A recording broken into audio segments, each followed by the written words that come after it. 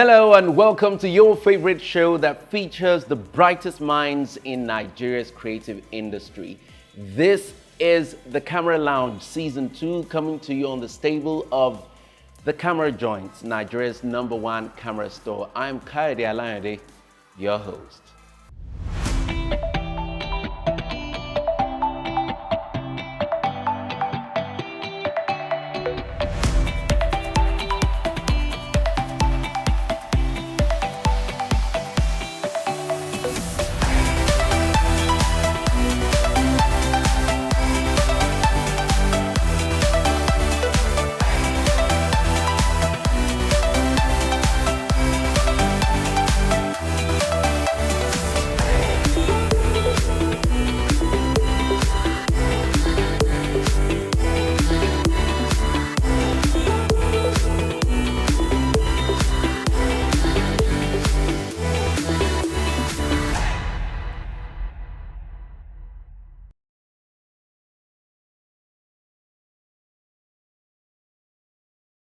You have a chance to win a Sony A7IV camera with a 28 to 70mm kit lens in the Camera Lounge Season 2.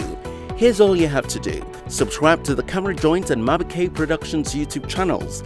Leave a comment describing what you learned from each episode. Mention a creative icon you'd like interviewed on the show. Camera Joint will announce a winner at a Raffle Draw Live event in June 2023. The Camera Lounge, powered by Camera Joint, supported by Sony Alpha Nigeria and produced by K Productions. Don't miss it. Talk about portraits, beauty and fashion photography.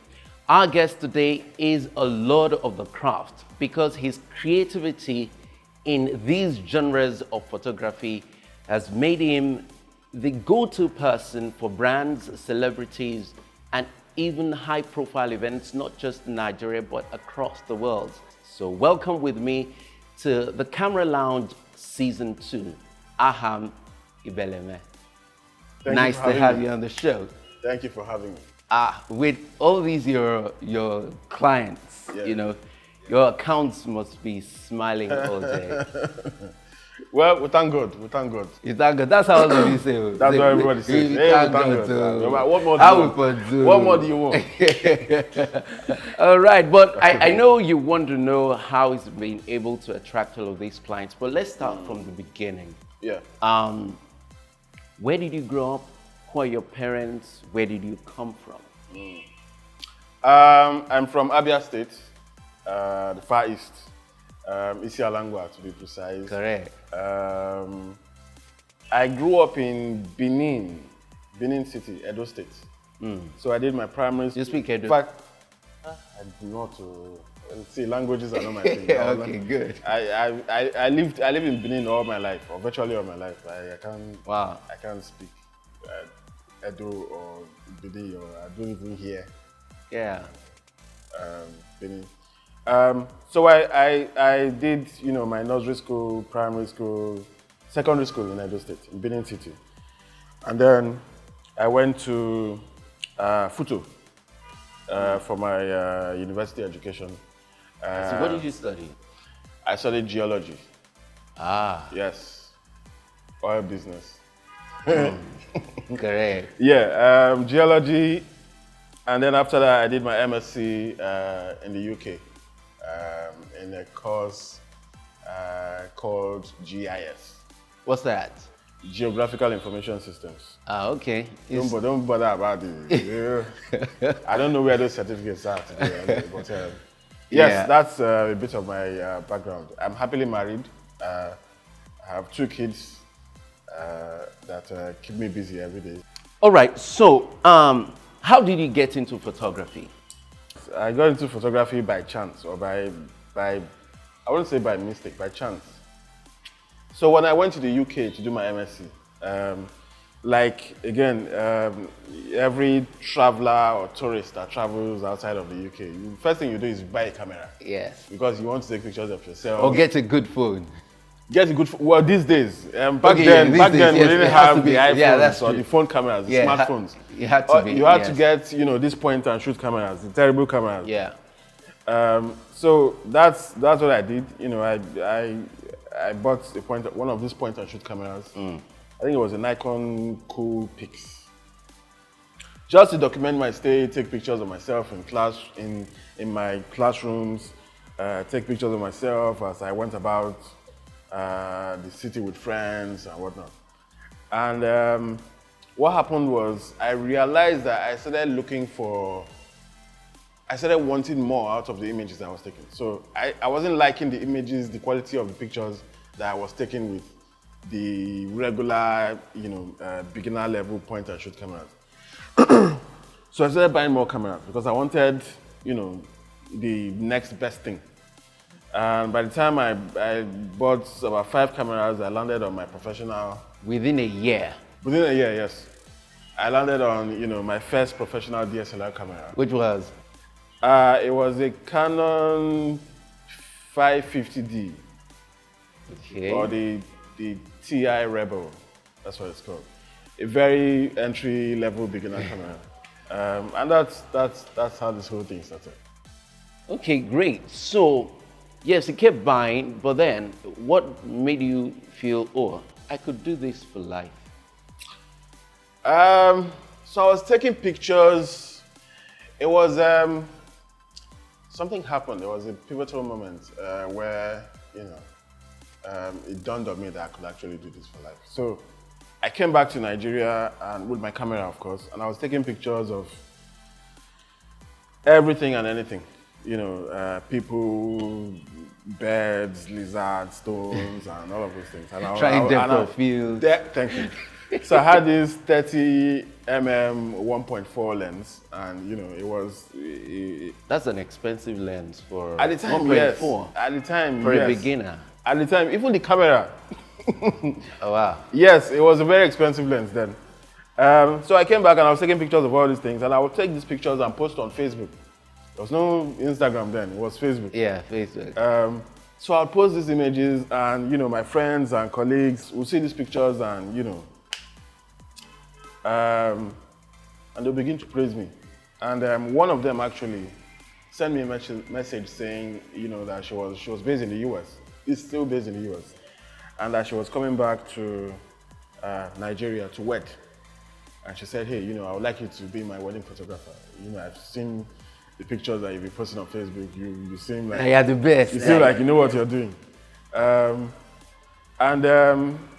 Yeah, she paid me very, very handsomely for that gig. It was my first ever pay.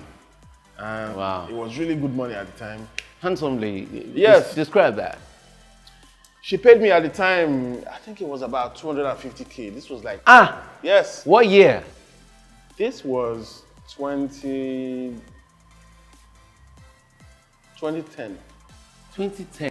So in today's money, it would be like, what? Like 800K? Yeah, 800. For a first time job. Okay, I see. For a first time job. So I took that money, I was like, hey! Actually, that should cause you to think. I can do this for life. I'm not doing anything else. So it was, I didn't look back. It was because I can imagine how many people your age were earning 200K at that time. Thank you. Yeah. I don't think anyone was. So as that was going on, yes. What was going on in terms of progression for the education you went to pursue in the UK? Were you trying to look for a job? I was actually. I was, my dad had sent me there to do, this MSc thing. And of course, I didn't want to disappoint him. The next step was to come back and look for a job. Either come back or stay over there and look for a job. But the more I tried to look for a job, the more I dove into photography and the more I fell in love with it. And the more it consumed a lot of my time. So the more I started to do photography or take photography up as a career, the less time I had to look for jobs. And it wasn't until I had this one meeting with my mom where I just called her and said, because every time she lives in Benin City, I just said, so every time I went back to visit her, she would ask me, hey, how far with jobs now? Are you still looking for jobs? Have you gotten anything? So I had to call her one time and I said, I told her, I said, I'm not looking for jobs. Because I would usually say, yes, I'm still looking, I haven't found anything. But I called her one time and I said, I am not looking for jobs. See this thing, this camera that I'm lugging around, taking pictures with, this is what I want to do for the rest of my life. All I need is your blessing and your permission to do this thing. And she gave me all of it.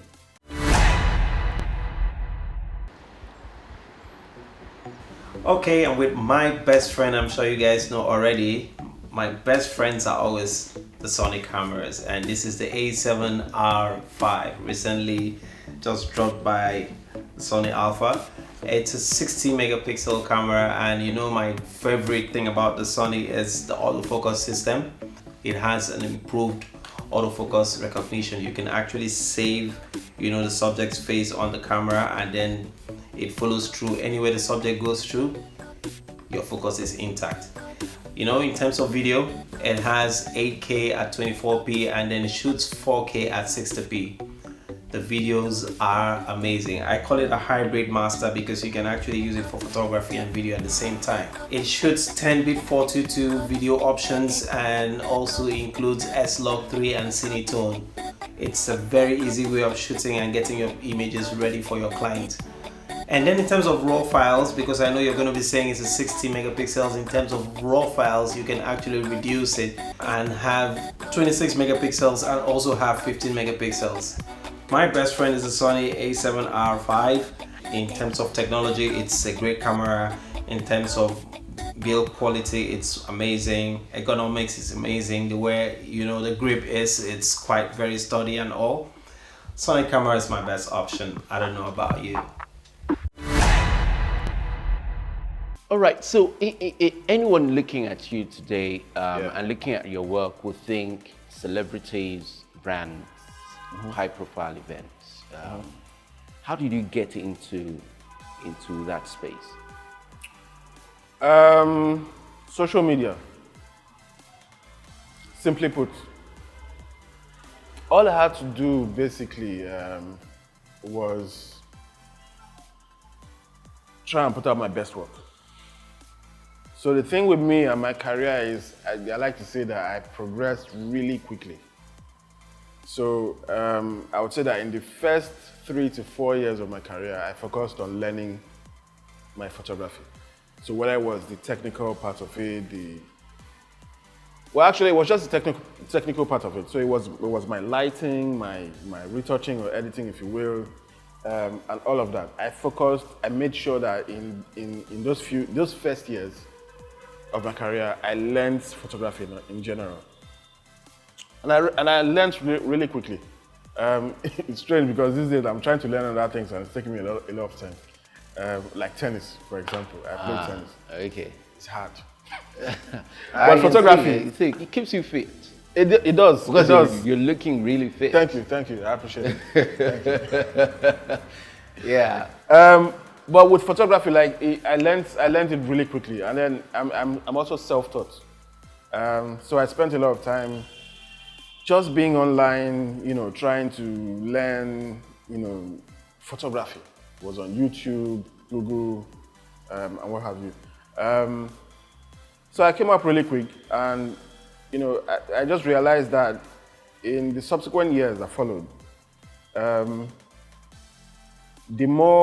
when I started putting out these images, these pictures, I don't know what it was, whether it was the equipment that I had or because I was relatively good at Photoshop. But I'll put out these pictures and they would attract a lot of attention. And luckily for me, I had a few celebrity friends at the time that weren't necessarily the big celebrities that they are today. Okay. I was friends with the very first guys were Show Them Come. Okay. So there are two rappers, two guys, they rap. So I used to follow them around and take pictures. I see. And I would post these pictures, and they would post these pictures, and their friends would see these pictures. I see.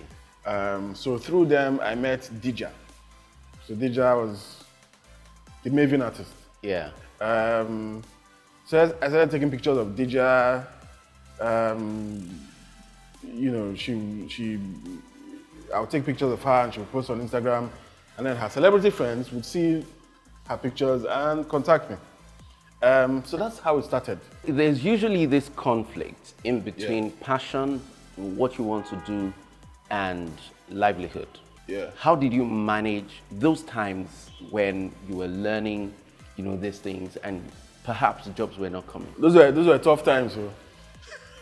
So those were tough times. So tell me some of the toughest periods that you've gone through. So when I started, so this is the thing with my photographic career and me.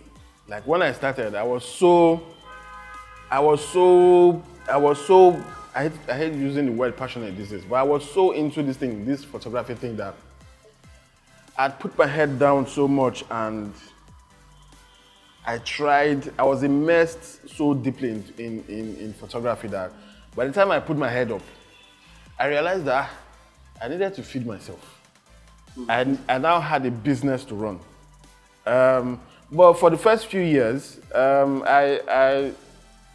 luckily for me, I had a lot of savings from the UK.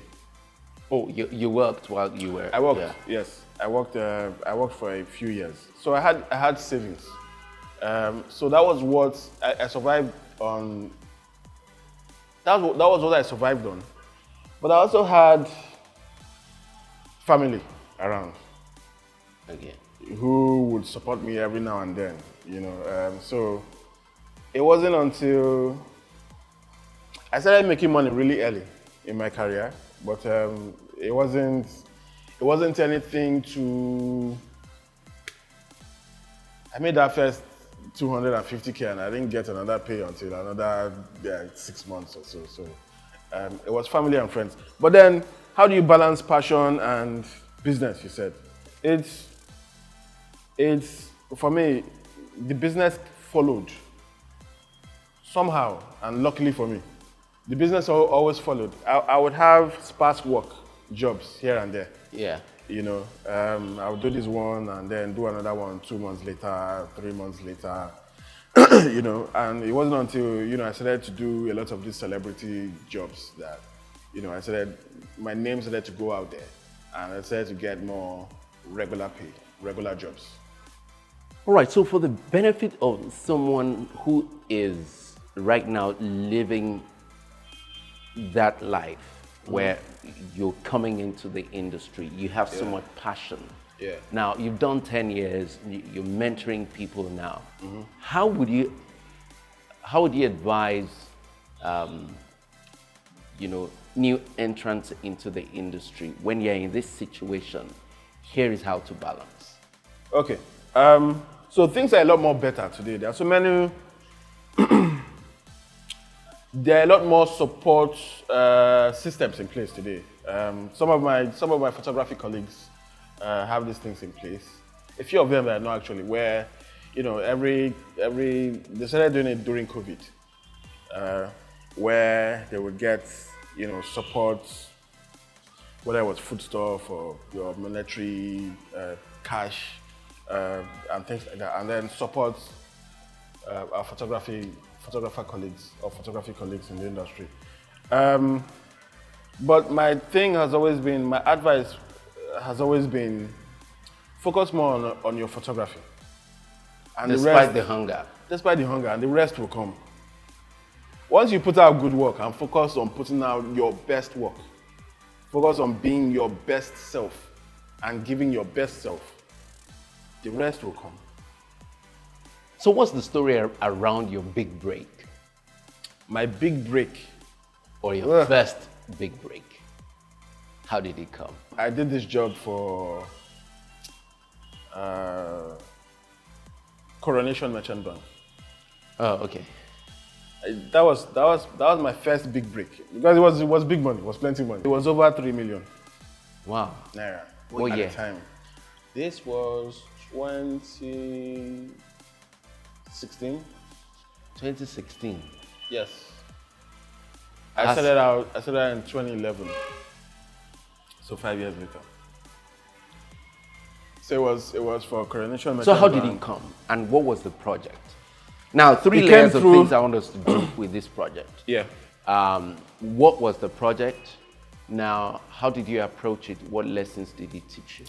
The project was to produce images for Coronation Merchant Bank, Wapik Insurance. So it was a mother company that had all of these sub companies under it. Yeah. So the job was to produce sort of like images for advertising. Okay. Okay. So More like, okay. so what would you know images product like bankers in a banking hall or banking setting. So maybe two staff by a desk, Okay. working on a computer. I had to take images of a poultry farm. That was for the insurance. No, not insurance. That was for, what was it called? Farming and investment portfolio. All right. The investment side of Coronation Merchant Bank. I had to take pictures of elderly couples showing retirement and all of those things. So we had to produce about 200 images of these scenes and these scenarios. So it was a very intensive project. It took us a lot of time to do it. And what's your other question? How did I approach it? Yes. So, what did this project teach you? What understanding about the industry, about photography, about clientele did it teach you? A couple of lessons that I got from that job. A few readily come to mind. One, that you should take your job and take it seriously. Why so? Because such jobs, those kind of jobs didn't come all the time. And another lesson I taught me was, by when I said, take your job and take it seriously, like, it taught me to be prepared at all times. Because suddenly I was thrown into, the project was thrown at me. Yeah. And they said, hey, take this thing, we're paying you this amount, you've sent us your invoice, we have paid you, you better deliver. Okay? So that was a big lesson. It was I had to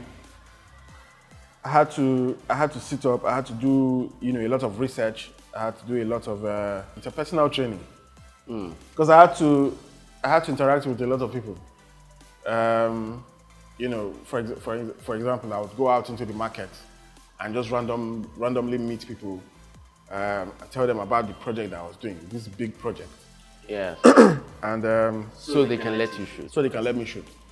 Some of them would charge me for it. Some of them would oblige. I think for me that was the biggest lesson. That I had to be prepared at all times to handle whatever project was thrown at me. All right.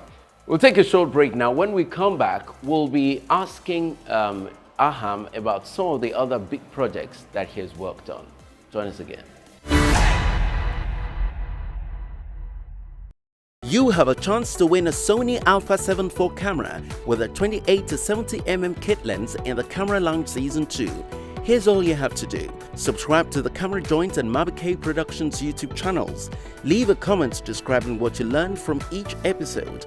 Mention a creative icon you'd like interviewed on the show. Camera Joint will announce a winner at a Raffle Draw Live event in June 2023. The Camera Lounge, powered by Camera Joint, supported by Sony Alpha Nigeria and produced by Mabike Productions. Don't miss it. I've been speaking with Aham Ibeleme, and now I want him to talk about some of the major big projects that he's worked on. I'd like you to talk about how those projects came. For instance, the Campari, that was a very colorful, brilliant project. Tell me about it. Let's begin with that. The Campari project came via an Instagram DM. So that's to those people who say, no DMs. Don't send me DMs. I don't know. That project, that job came via an Instagram DM. Some random guy just messaged me and said, hey, we have a project that we would like to talk to you about.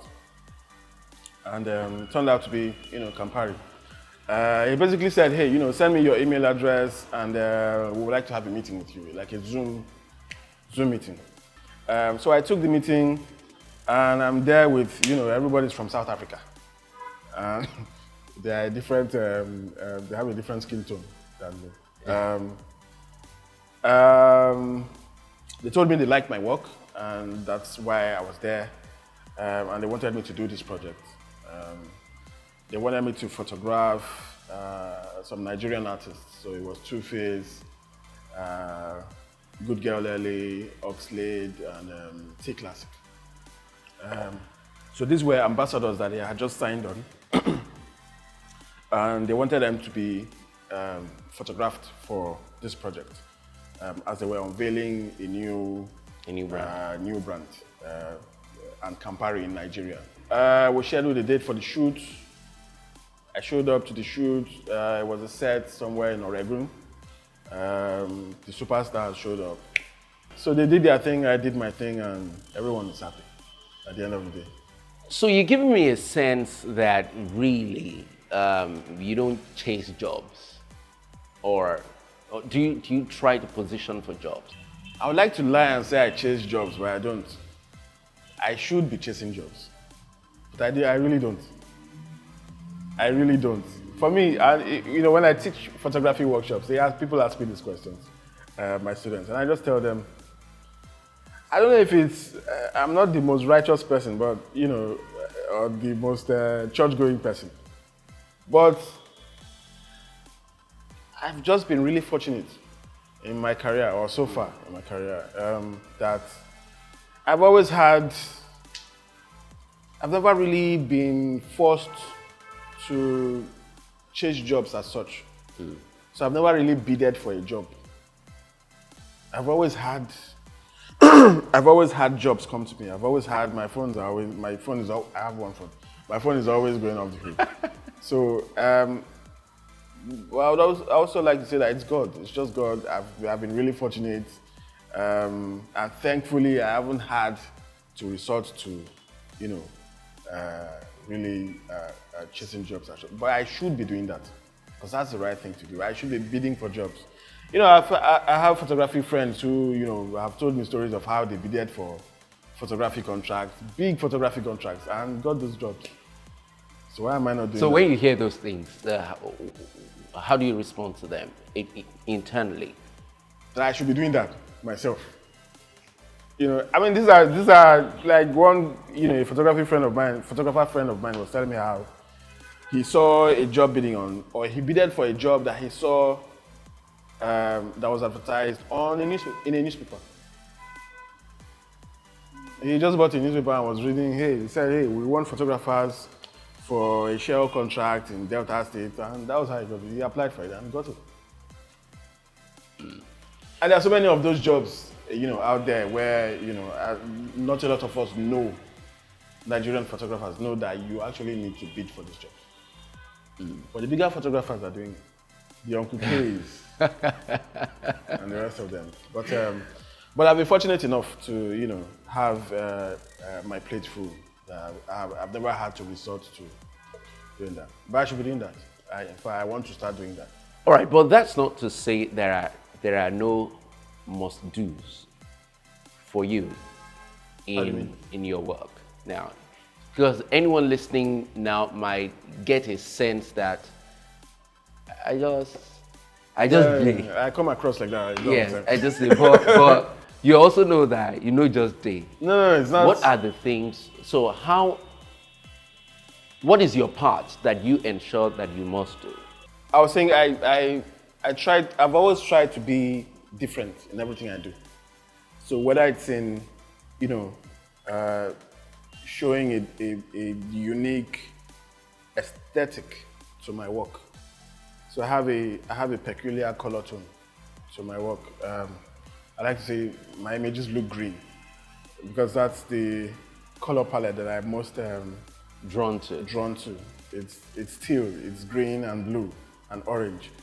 So I try to be different in my work and in everything that I do. Even in the littlest things, the smallest things, in how I'm presenting my work.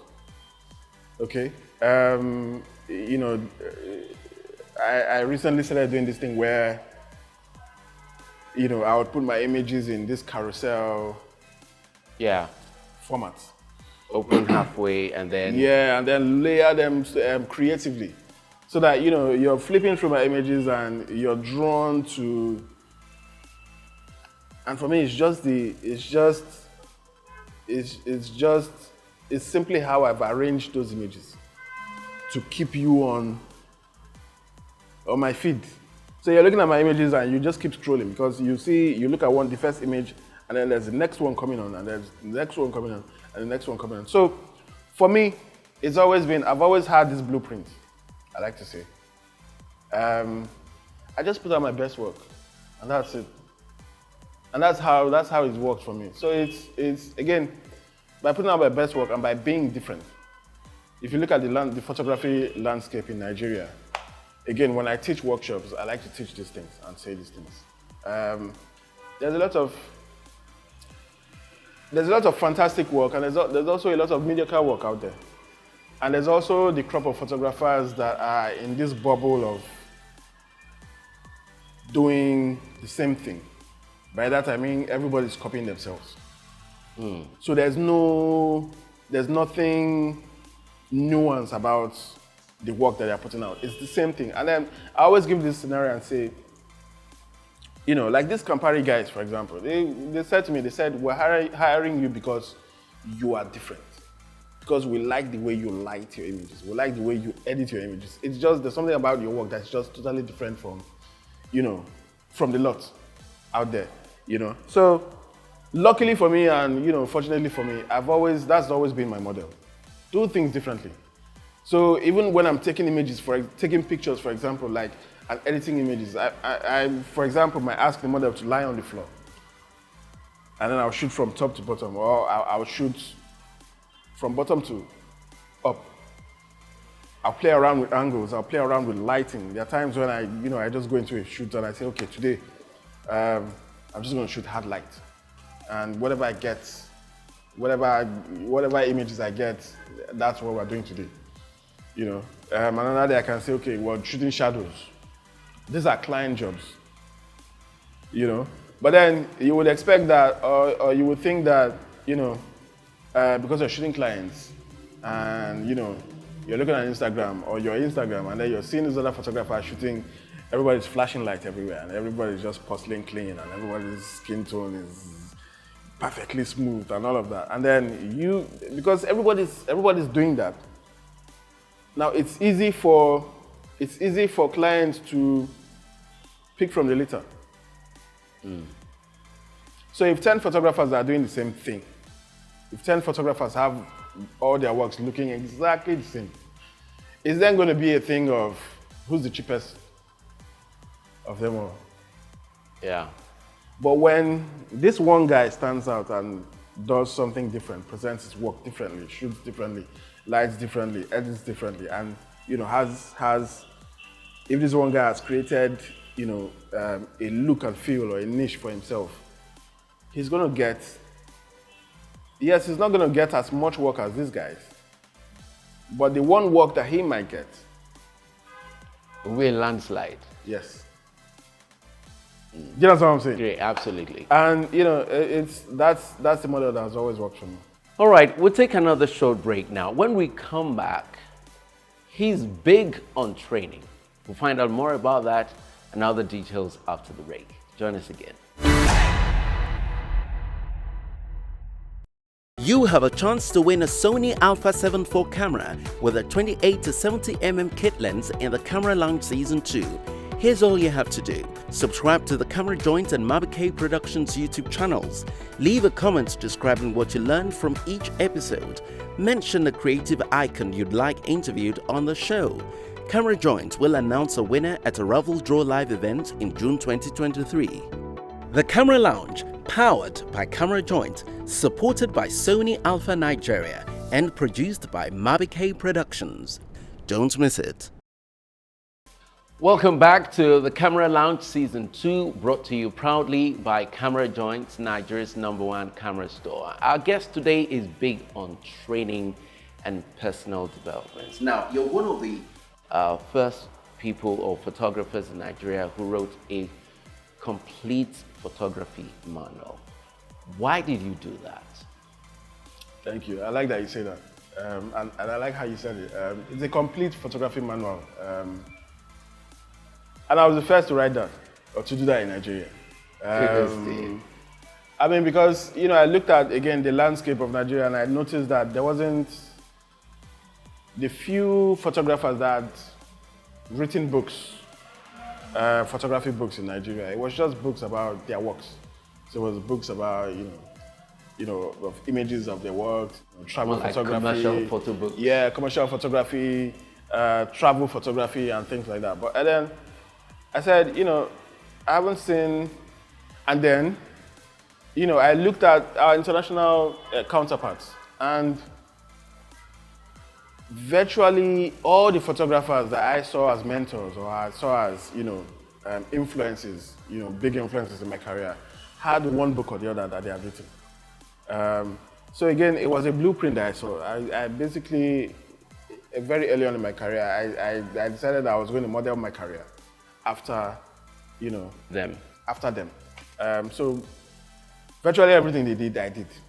They had books, they had like photography, Photoshop, photography presets, Lightroom presets, Photoshop presets, and all of those things. So I simply modeled my career to theirs, and that was how I wrote the first book. So what's been the impact and reception to those works? Oh, it's been huge. It's been amazing so far. I haven't had one bad review. I printed 2,000 copies and I sold them all off. And I would go to places and people would come up to me and say, "Hey, I bought your book, and it really helped me understand photography, lighting, and retouching, and all of those things." So it's been very impactful. And I'm actually thinking of writing a third book. I might be putting out a third book this year, just because I've seen what the books that I've written have done for the Nigerian photography community, and the impact that it has made or it has had in our industry. All right, so one thing I see that most photographers are doing, especially your contemporaries and even those coming behind you, is a lot of collaborations. You have also... Really? People collaborate. You collaborate with other people in the value chain, like makeup artists. Oh, okay. And stuff like that. I thought you meant photographers. We don't do a lot of photographer collaborations. No, I mean collaboration. With other creatives. With other creatives. Sure. But yes, let me pick on that. Why not? Why not what? Why don't you guys collaborate? I'm not sure what it is exactly. Do you think it's a problem? It is a problem, yes. Because again, back to me modeling my career after, my international counterparts. Like, if you look over there, you'll see that they collaborate with themselves a lot. Yeah. They collaborate with themselves, like on so many levels. It could just be. Yeah. So what do you think is the problem? Is it ego? It's an ego thing. We are too proud. Nigerian photographers. I'm sorry. I think it's an ego thing. It's also, we like to say, like Nigerian photographers like to say this thing here, where they say they are too busy. How busy are you? I haven't done a lot of collaborations myself, but I think 3 years ago I did a collaboration with a very good friend of mine, image faculty. And we basically just said, hey, let's find a model, find a makeup artist, find a stylist, a fashion stylist, or a costumer, and I found this really nice garden somewhere in Ikeja, and I said, let's just go there and shoot. Let's just go and shoot. And I can tell you that it was so much fun, and we just the two of us being in that space, him having his own team and I having my own team, like really using the space and working the space. Like it taught us a lot of. Now, because I don't shoot a lot of outdoor, I don't shoot a lot outdoors. He didn't shoot a lot of outdoor photography as well. So for me, it was an opportunity to shoot outdoor and see what I could do. Not really see what I could do. It's not like I didn't know what to do or I don't know what to do when I'm outdoors. But it was just a way to see how your work would come out. Exactly. Yeah. Exactly. I wanted to shoot differently. Because every time I say it all the time, like I dissuade my clients from shooting outdoors. Like when they come to me and say, "Hey, we want an outdoor shoot," you're coming here, or I'm coming to your house. Yeah. And I was shooting as far as there's a roof cover, I'm fine. So you've done 10 years in the industry now, and the photography industry has come a long way since you started. Technology-wise, craft, exposure, and all of those things. So what is your dominant perspective about the industry? It's gaining momentum, no doubt. Where do you see it going, and what do you think we need to change right now? So Nigerian photography is still in its infant stages, whether you like it or not. But then we've come a long way in a very short period of time. And again, the Nigerian photography industry only started blossoming, I would say, 5 years ago. Because now you have a lot more photographers, Nigerian photographers, or people who are interested in photography as a career. Like, I come to the studio and I work a lot with,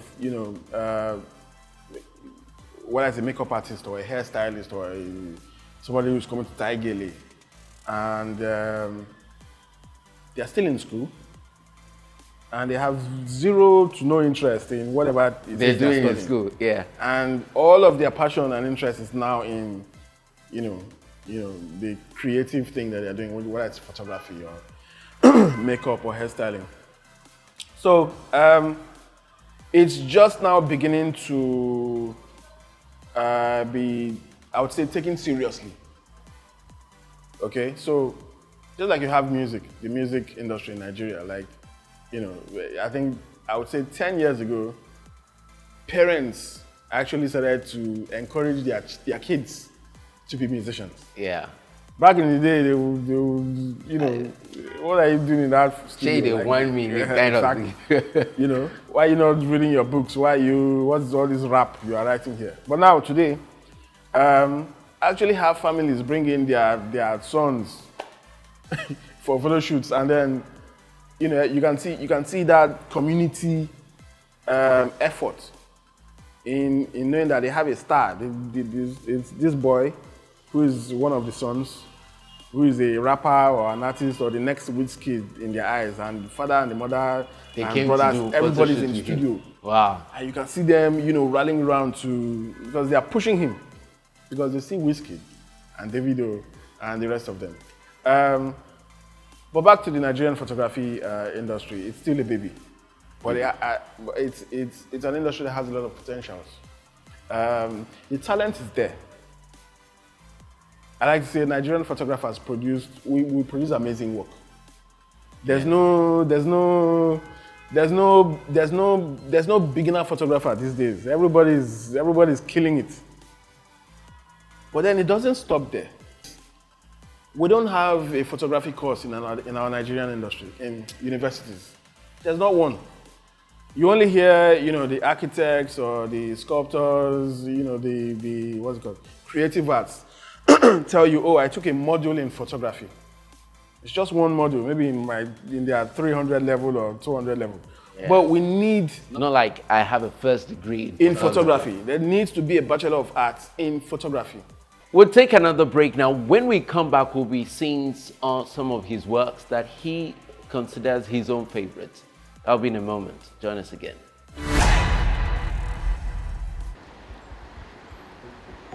Okay, and with my best friend, I'm sure you guys know already, my best friends are always the Sony cameras, and this is the A7R5, recently just dropped by Sony Alpha.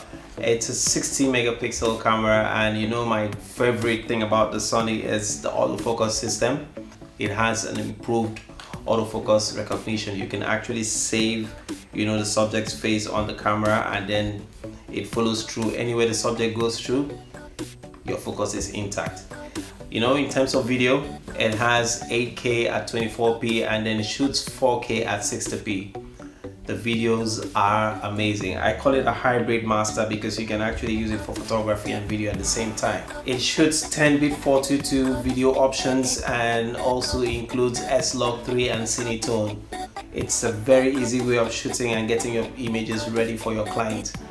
And then in terms of raw files, because I know you're going to be saying it's a 60 megapixels, in terms of raw files, you can actually reduce it and have 26 megapixels and also have 15 megapixels. My best friend is the Sony A7R5. In terms of technology, it's a great camera. In terms of build quality, it's amazing. Ergonomics is amazing. The way, you know, the grip is, it's quite very sturdy and all. Sony camera is my best option. I don't know about you. Welcome back to the Camera Lounge, and we've been speaking with Aham Ibeleme, and right now we want to see some of the pictures that he has taken but he considers his favorites. So let's begin with this one, this monochrome and gold, or how would you describe it? Yes, it's monochrome, it's monotonal, it's just two colors. Primarily, it's black and gold. Yeah. What inspired the work? Nothing actually. I created this image in I think my second year of photography. That was when I had ideas. That was when my brain was so fresh. That was when I was very, I like to say, that was when I was very creative. Not just this. So what's happening now? No, just taking money and putting it in our pocket and on to the next job. Take money. Yeah, then I had the time to create, to think, and create really compelling images. There was no story behind this image, to be honest. I just called in a model. I know I wanted to shoot a guy, and then I had. So what I used to do then was I would pick up props.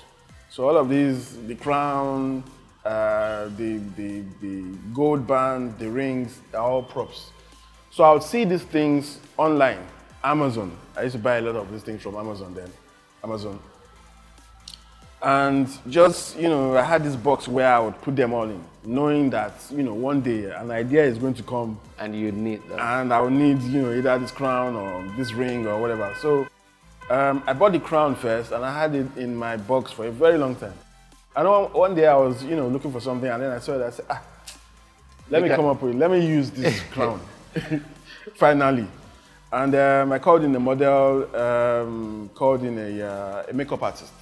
I said, you know, let's paint him black. So we painted, the makeup artist got body paint, so black body paint. So painted his face and his hands up to and his fingers. I can see his nails are also black. And then we got nails just for dramatic effects, nothing more. Because I always wanted to create like a black and yellow image. And then, you know, this was the first black and yellow series.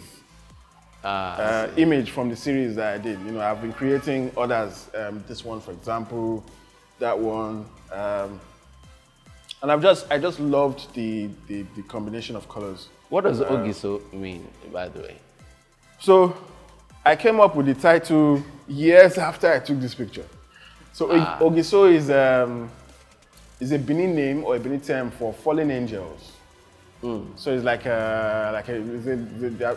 there's a folklore story behind it. So these are fallen angels, according to them. the angels fell from heaven and fell to Benin City, Edo State, and became warriors. And then they used to fight a lot of wars, and they used to conquer kingdoms and all of that. So it seemed like a very befitting name to, I wanted what's it called? A traditional sounding name. Yeah, I like this. This is strong. Yeah, every now and then I try to do something, that's totally different from what I'm known for. Here I just decided to play around with colors, color gels. This Korede Bello, he, sent me a brief and said he wanted something looking futuristic. Wow. Yeah. So I thought, hey, futuristic, well, let me play around with colors. And we came up with this. Again, great lighting because I sabi my work. And it's obvious. All right, great. I mean, great, fantastic images you've got here. Have you had any embarrassing moment? Like, wow, I didn't see this coming. And how did you deal with it? Like something was going to fail. Like, hey, what's going on here? For me, it was a nasty experience with a client. This one client, from one of the wealthiest families in Nigeria. Had me and then, called me and, wanted to do a photo shoot and wanted to do 3 outfits. So I gave her, sent her my invoice and then she paid and then, but I realized that as we were on the phone, she just kept saying, I hope you're going to deliver, I hope you're going to deliver, I hope you're going to impress me. And I was like, when she told me what she wanted to do, I looked at her and said, this is a walk in the park now. But she just kept asking that question. It was later on that I realized why she was asking. Okay. A very nasty experience. She made me feel like I was a novice. She made me feel like I didn't know what I was doing. But then at the end of the day, all she wanted was, she would zoom into the images, for example, and say, my left under knuckle is dark, or behind my ear is too bright. And it was just like, just random. That got to you? It did. It did get me. What did it do to you? More like made you question yourself or what? It made me realize that, I'm not always going to be, because I thought I had this, how do I say it? My satisfaction, I had 100% pass mark. For yourself? For myself. But I mean, when I would deliver images to clients, I would always get praises. You are the best. You are the absolute best. These images are amazing. So I would always get pass marks. But then I met this one client who just told me, hey, yeah, not satisfied. These images are rubbish. They are terrible. And it was because of these little irrelevant things.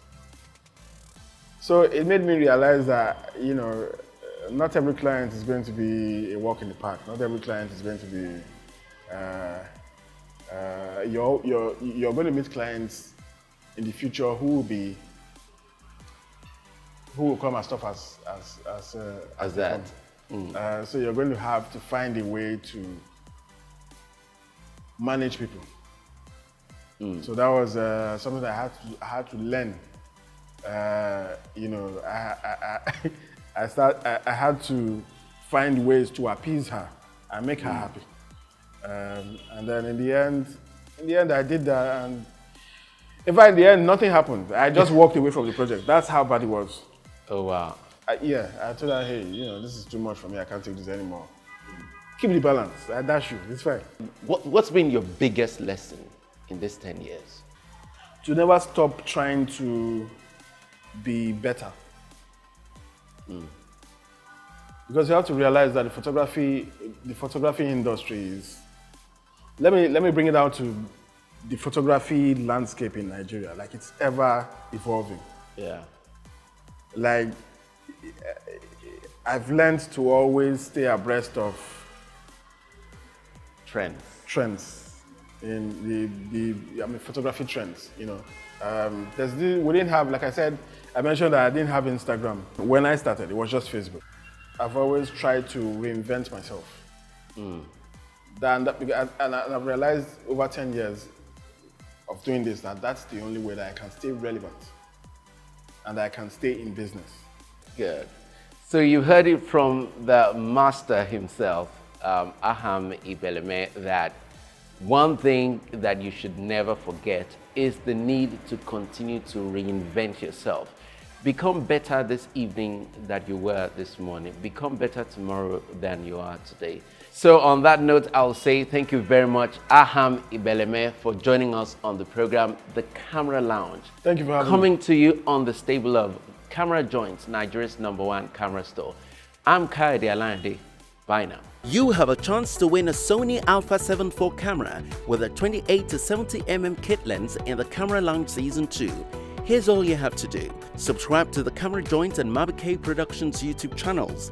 Leave a comment describing what you learned from each episode. Mention a creative icon you'd like interviewed on the show. Camera Joint will announce a winner at a Raffle Draw Live event in June 2023. The Camera Lounge, powered by Camera Joint, supported by Sony Alpha Nigeria and produced by Mabike Productions. Don't miss it. Okay, and with my best friend, I'm sure you guys know already, my best friends are always the Sony cameras, and this is the A7R5, recently just dropped by Sony Alpha. It's a 60 megapixel camera, and you know my favorite thing about the Sony is the autofocus system. It has an improved autofocus recognition. You can actually save, you know, the subject's face on the camera, and then it follows through anywhere the subject goes through. Your focus is intact. You know, in terms of video, it has 8K at 24p and then it shoots 4K at 60p. The videos are amazing. I call it a hybrid master because you can actually use it for photography and video at the same time. It shoots 10-bit 422 video options and also includes S-Log3 and Cinetone. It's a very easy way of shooting and getting your images ready for your client. And then in terms of raw files, because I know you're going to be saying it's a 60 megapixels, in terms of raw files, you can actually reduce it and have 26 megapixels and also have 15 megapixels. My best friend is the Sony A7R5. In terms of technology, it's a great camera. In terms of build quality, it's amazing. Ergonomics is amazing. The way, you know, the grip is, it's quite very sturdy and all. Sony camera is my best option. I don't know about you.